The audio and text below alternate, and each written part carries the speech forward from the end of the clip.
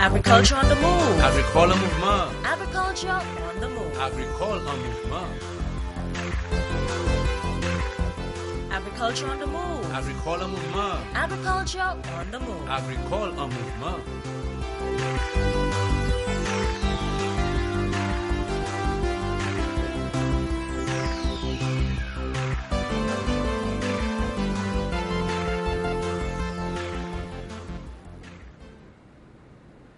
Good day, St. Lucia, and welcome to the program, Agriculture on the Move. I am Phillip Sydney. With me in studio is Miss Sharon Moise, who is an aquaponics farmer. I'm sure you're asking yourself, what is aquaponics? Like my good friend Dwayne this morning said, that terminology was not in his vocab at all. Likewise yourself. But before this program is over, I'm sure you will know what aquaponics means. Welcome to the program, ma'am. Thank you. And I'm happy that you are able to join us. Happy to be here. Ms. Moise, tell me, before we discuss aquaponics, what do you do, really? Tell us a little about yourself. You know, it's funny, every time I'm asked that question, I have to smile because I've been a public servant for 14 years. Mm-hmm. I've been into accounting. I also have a bachelor degree in fine art. Okay. And I'm also an aquaponics farmer. Okay. So it's three totally different avenues. Yes. Wow. Great. And of course, as a young person, I find that very interesting. And I hope other young persons out there, can emulate you. Okay. Aquaponics. Tell us, St. Lucians, what is aquaponics? Aquaponics is the combination of hydroponics and aquaculture. Mm-hmm. Aquaponics, there is a symbiotic relationship between plants and aquatic animals, where the aquatic animals produce nutrients via their waste for the plants, and the plants in turn filter the water by uptaking the nutrients that's produced from the waste. So they work hand in hand together, they help each other out, and it's a recirculating system, and it just works perfectly. So they live in the same space, in the same environment, and yes, they depend on one another, say, for survival or for growth. That's right. There are other terms, aquaculture, and I just want, for the public to understand, aquaculture means the rearing of aquatic animals, okay? In that case, it would be tilapia and crayfish prawns, okay? Right. And then you have hydroponics, which is the growing of plants, the nutrients are in the water. Mm-hmm. So I just want people to understand there's aquaponics, which is the combination of the two. Okay? Then there's aquaculture, which is the aquatic life, and then there is hydroponics. So I just wanted to know. How did you get into this? Because it's rare. I mean, it's not something that is done in St. Lucia. I'm sure that's the first one. Okay. I think commercially, yes. Commercially, I'm yes. sure others have tried, have put in something on a small scale together. All right. But commercially, I think we're the first. Okay. What gave you that idea to go into aquaponics? A very close friend of mine came up with the term to me, and I started doing some research. I have always been into eating healthy, living healthy, mm-hmm. that sort of thing. So it intrigued me. So whilst I was at school doing my degree in fine art, for 3 years I started researching, reading, watching a lot of videos on YouTube, and any information I can get on it, I would look up. So you originally wanted to go into it just as a hobby, or you wanted to go in as a business? Well, initially as a hobby, mm-hmm. but when I did my research, I saw that it's a viable business. Okay. So I decided to jump in, go full-fledged. How long ago did you start off this program? We started off about 2 years ago. Mm-hmm. I mean, when I say 2 years ago, I mean buying all the materials and starting construction of our greenhouse and all of that. It took quite a while to get all the materials together from overseas, put it in a container, ship it over, and all of that. But eventually we got through with that, got all our constructions done, sourcing everything from the pumps to pond liner, foam. Because so as you give us an idea of, could you itemize what is required to really set up an aquaponics project? What is required in terms of material? Material, yes. You need lots of pond liner.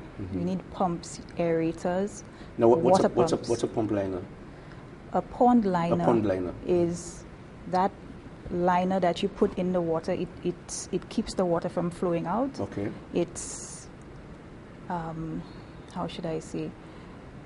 Water cannot go through it, and you can line anything. You can line the ground. You can line your fish tank. Okay. You can line. We're using troughs, deep water culture troughs. Okay. In other words, the troughs where we have the plants growing, it's about a foot deep. It's made out of wood, but we have the pond liners in there, lining them so we can fill them up with water. All right, so the pond liner is lines that creek that you built? Yes. Okay. And what else you need? You need foam. Okay. We're using a special foam, like it's like styrofoam, but it doesn't have the beads. It's an extruded foam. Water can't go through it. It's just one whole piece of foam. And we make holes in there. We put small 2-inch pots called net pots in there, and we put our plants in there, and the roots they dangle in the water. So the roots are dangled in the water? That's right. No soil whatsoever. No soil whatsoever. Right. What sort of plants do you grow? Initially, we tried all different kinds of plants. Anything that is a green leafy vegetable, it will do excellent in there. Okay. We also noticed that flowering plants are doing extremely well, which is not a regular thing for aquaponics. So we started doing tomatoes, which is our main crop right now. Okay. So. And you also do lettuce too?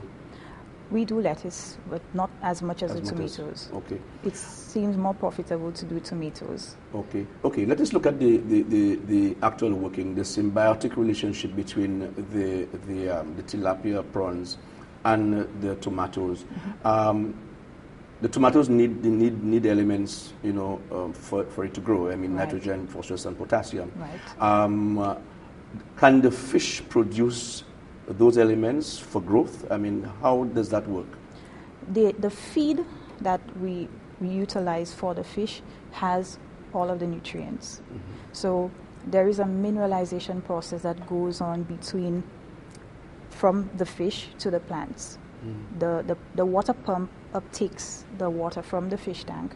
It goes into a sump tank where it breaks down the waste of the fish, and that is exactly where the mineralization process goes on.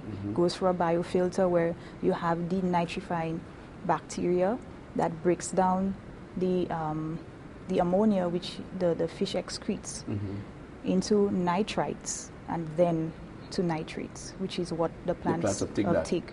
But they still do get a lot of the minerals and the nutrients that they need.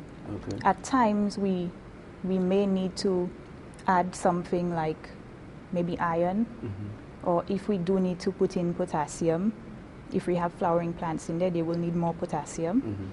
We do so with organic okay, minerals. hold that point. You are watching Agriculture on the Move. We're discussing aquaponics. Due for a break, back soon. Family time is a healthy time, and a healthy family eats smart. Local fish and seafood from fishermen and farmers that you trust with your family's health is always fresh. Choose fresh seafood because it's packed with nutrients. St. Lucia's fish and seafood producers meet every government standard for health and safety, high quality, fresh local food products straight from the fisherman to you. Choose St. Lucian fish and seafood at your local grocers and choose a healthy lifestyle for your entire family. I use fresh local fish right there from the fisheries department. Eat fresh, buy local. St. Lucia's fishermen produce an abundance of fresh foods, highly nutritious and incredibly tasty. Together when it's most important. Healthy families, buy fresh, eat fresh.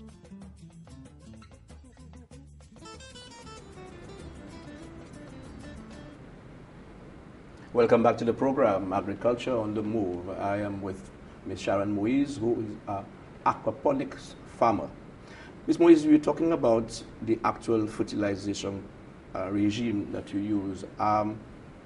What sort of fertilizer do you, feed you use, and where you get them from? And secondly, can you use any local home-made feed for the animals? I'm getting a local feed manufactured right here, but I'm finding that I have to substitute it. It doesn't have the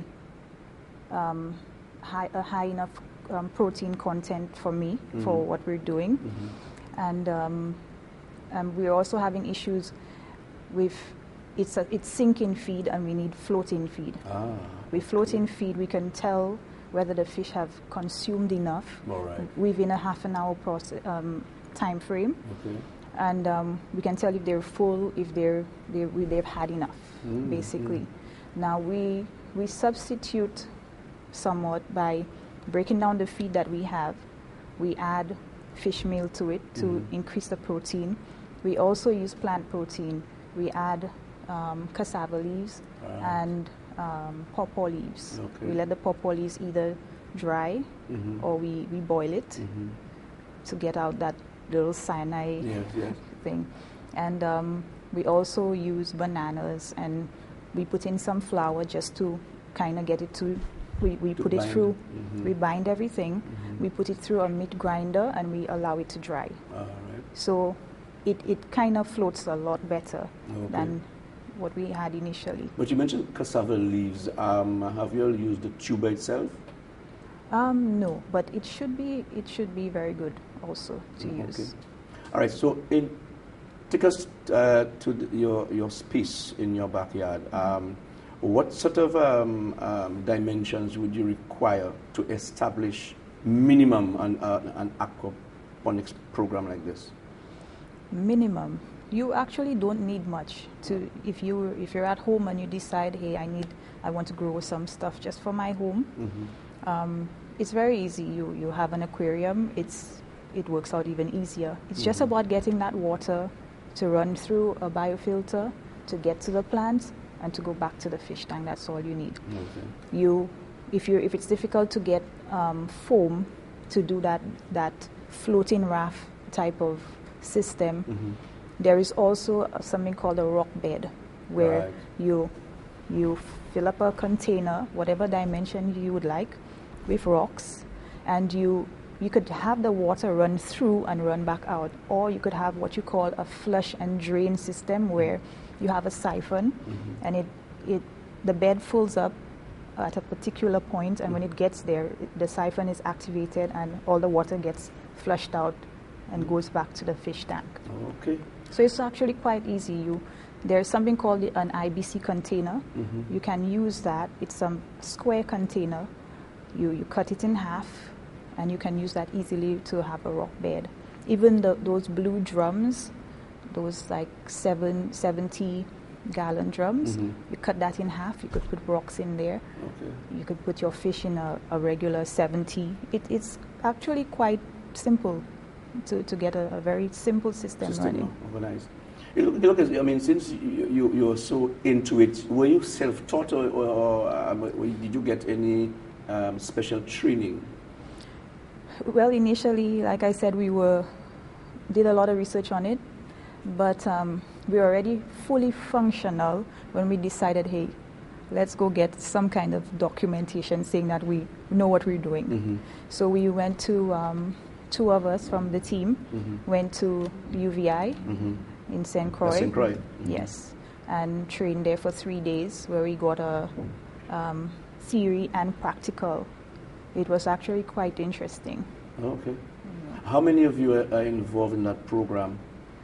It's more of family-based business. So it's like, say, about five of us. Yes. Is it labor intensive? At times it can be. Initially, setting up, putting everything together, it is definitely labor intensive. But once you have everything running smoothly and you're checking your pH and and everything is to the T. It's just about coming in, feeding the fish, and that's basically it. How do you measure your pH, and how regularly do you measure your pH? We check our pH every day. We have a digital meter that we put in there, and after a couple seconds, it tells us what the pH reading is.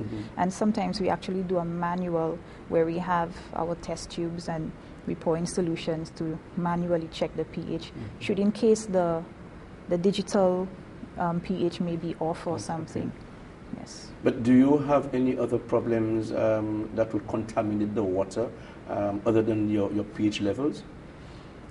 Other than pH, we do check the nitrates and ammonia.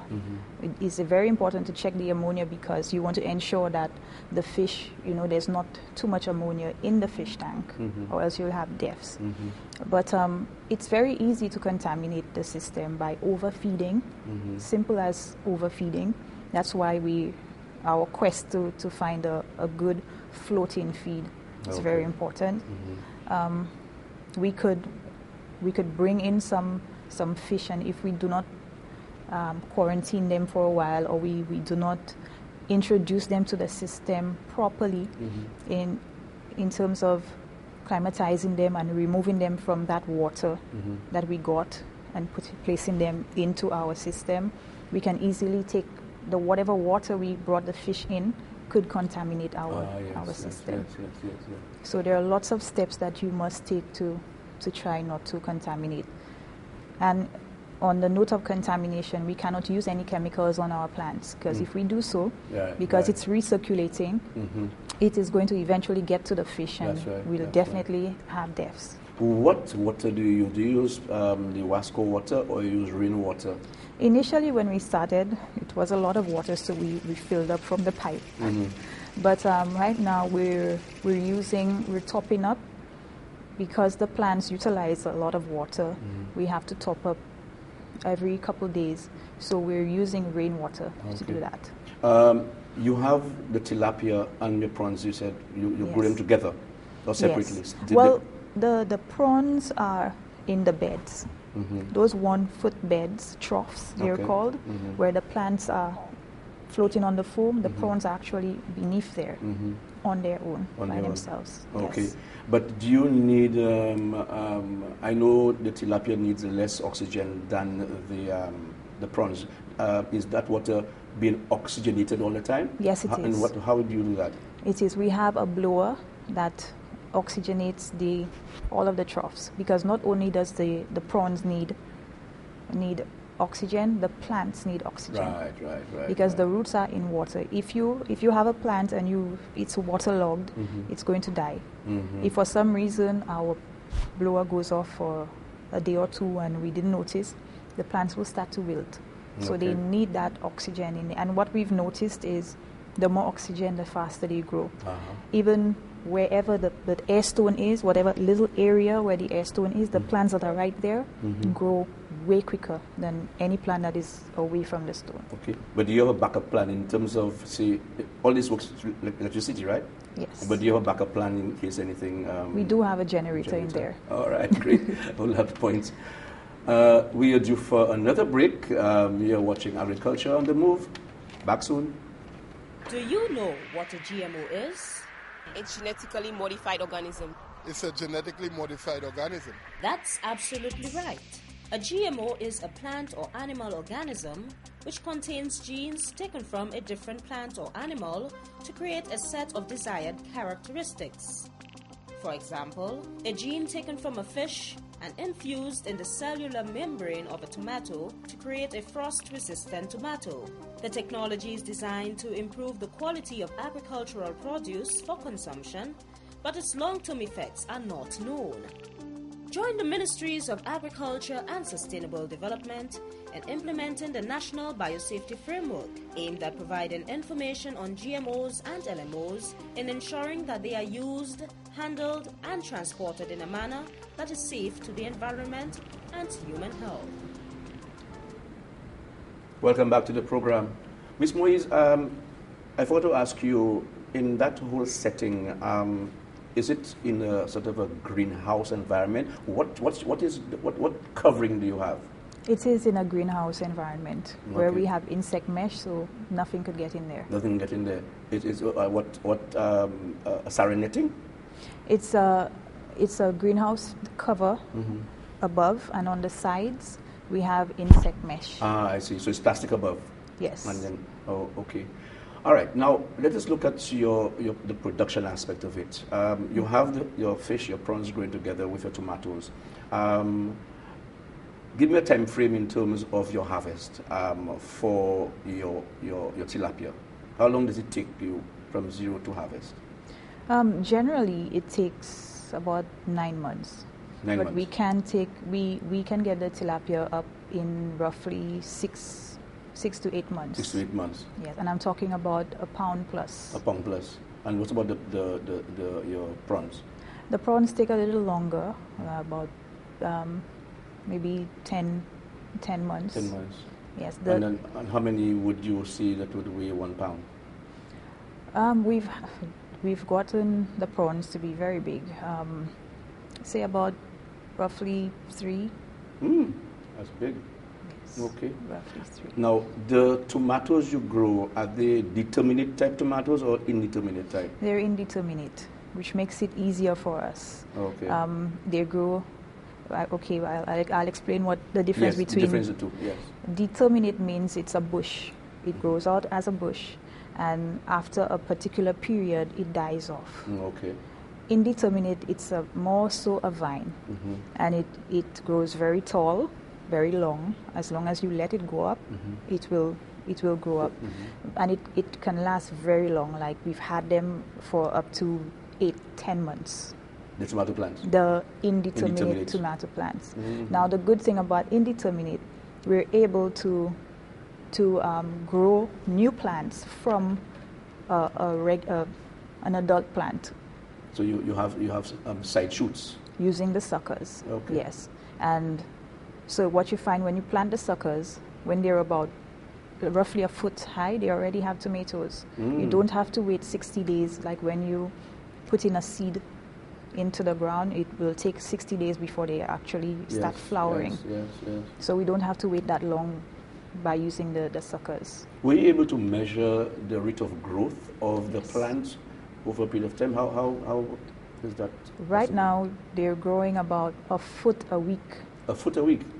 Wow. A foot a week. Oh my. Yes, so that's where the work, when you have about 500 plants and you're growing a foot a week and you have to keep wrapping them and desuckering and all of that. So that's where the work That's where the work comes in, yes. If you leave it for 2 weeks, it's going to get crazy. Yeah.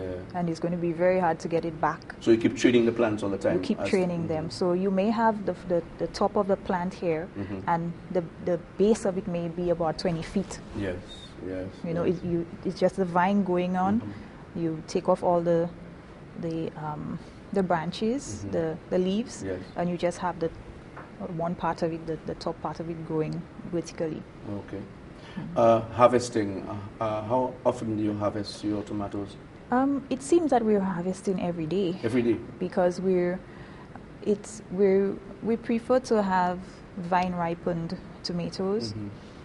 It's sweeter than picking it green and putting it to get ripe, and it lasts longer when you pick it on the tree ripened or half ripe. So what we do, we go around every day and we pick all those half ripe tomatoes or ripe tomatoes, and by the following day you have half ripe again, so it's constantly producing. Okay. So marketing now, but since you harvest every day, you need to sell them, right? That's right. Where do you market your produce? Okay, right now we're selling in some of the supermarkets, and with CFL and GL, and we're also selling to a few hotels. Okay. I was told, can you safely say it's an organic tomato? Yes, it is. So, Yes, it is. so I was told you also label you have a package. Could you take us through that? We package in a foam package, but we have a sticker on there that says our name and says chemical free, pesticide free, and it gives our website and that sort of thing. So we've packaged out on our own because remember my degree is in fine art. That's right. So I'm also able to work with colors and see what will attract the eye, that sort of thing. Beautiful. Yes. And that is working. Definitely. So in terms of your sales, have you monitored and see whether your organic produce is going faster than the organic ones? We do monitor. We check many times, weekly or maybe twice a week to monitor how much is left back, and we look at the other products. It seems as if in places where people read more, it does better, and places maybe people just look at they're more on a budget thing and they're not. It's just about money. They may take more of because it's a little more expensive. Of course, definitely. Than the local, and also it's not. It seems like a non-local product because of the way it's packaged and the way it looks. It does not look like a local product. So people who are actually buying local, if they're not reading, they're not going to see that it's local. They're going to skip it and go for the local. One. Right. But can you take it a step further in terms of your advertising methods? I mean, have you looked at this? We can take it further. We can definitely take it further. We do have a website. We monitor every week how many people have gone on and from where. We have a Facebook page. We haven't really done any ads per se, but all that we're thinking about. It's all going to be something coming on stream. We have a program called Eat Fresh, St. Lucia's Best. That's encouraging St. Lucians to eat more of what is produced locally. I can see that fitting into our program very, very well. The other thing too, I can see we also have a peri-urban gardening thing, which is a backyard garden program. That can also fit into that program. And how do you look at the whole unemployment situation? Do you think that is something that young persons can take and run with? Definitely. It's not rocket science. It's something, if you're really interested in and you want to learn, it's something that you can do. And you're prepared to give some assistance in terms of training other persons? Definitely. Okay. Any final words from you?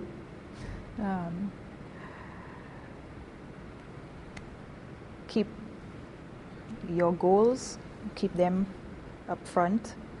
Focus on it and do whatever it takes to get to where you want to. Do things the right way. Be determined. Do not let what people say deter you. Thank you very much, Ms. Moise, for being here.